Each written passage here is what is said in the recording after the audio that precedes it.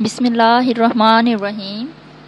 Rabbi ज़िदनी इल्मा, rabbi ज़िदनी इल्मा, rabbi ज़िदनी इल्मा। Welcome to the Arqam School, Khori Town, Islamabad. Dear students, Assalamu alaikum. Hope you all will be fine. So students, coming to our lesson.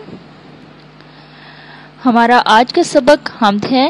आज हम अशार की तशरीह करना सीखेंगे और ये जानेंगे कि तशरीह करने से पहले किन बातों का ख्याल रखना ज़रूरी है, किस तरह तशरीह का आगाज़ और किस तरह इख्तिताम करना चाहिए।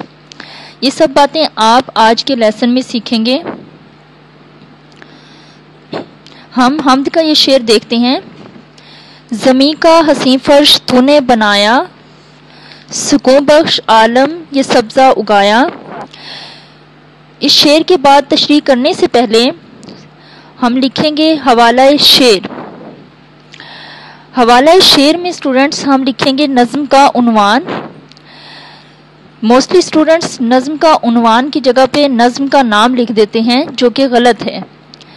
नज़्म का उन्वान लिखेंगे और जैसा कि हमारी नज़्म का उन्वान हम्द है, नज़्म का उन्वान लिखने के बाद राब्ता की अलामत लगाएंगे और इसके सामने हम हम्द लिख देंगे। नज़्म का उन्वान लिखने के बाद शायर लिखेंगे। शायर का नाम नहीं लिखेंगे, सिर्फ शायर लिखेंगे। और जैसा कि इस हम्द के शायर का नाम शबनम कमाली है, शायर लिखेंगे। शायर लिखने के बाद राब्ता की अलामत लगाएंगे और शबनम कमाली लिख देंगे। अब यहाँ पर स्टूडेंट्स आप देख सकते हैं कि हमने हवाला शेर लिखा है, हवाला मतन नहीं, क्योंकि हवाला मतन पैराग्राफ की तशरीह करते हुए लिखते हैं।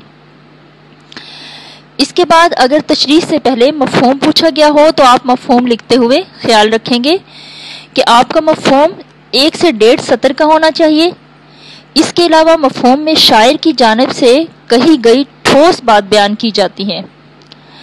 मफ़हूम लिखने के बाद तशरीह लिखेंगे। तशरीह करते हुए स्टूडेंट्स आप इस बात का ख्याल रखेंगे कि तशरीह में शायर के हालात ज़िंदगी बयान नहीं किए जाते, बल्कि शेर की तशरीह ही की जाती है।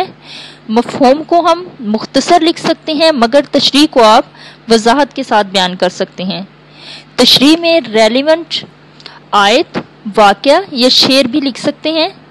और अगर तशरीह का इख्तिताम रेलिवेंट शेर या कौल पर हो तो मुम्तहन पर बहुत अच्छा इंप्रेशन जाएगा। आई होप स्टूडेंट्स आपको तशरीह करने का ये तरीका अच्छे तरीके से समझ आया होगा। अल्लाह पाक आप सबका हामी और नासिर हो। अपना बहुत सा ख्याल रखिए। Okay student, wish you best of luck. अल्लाह हाफिज़, फ़ी अमान अल्लाह।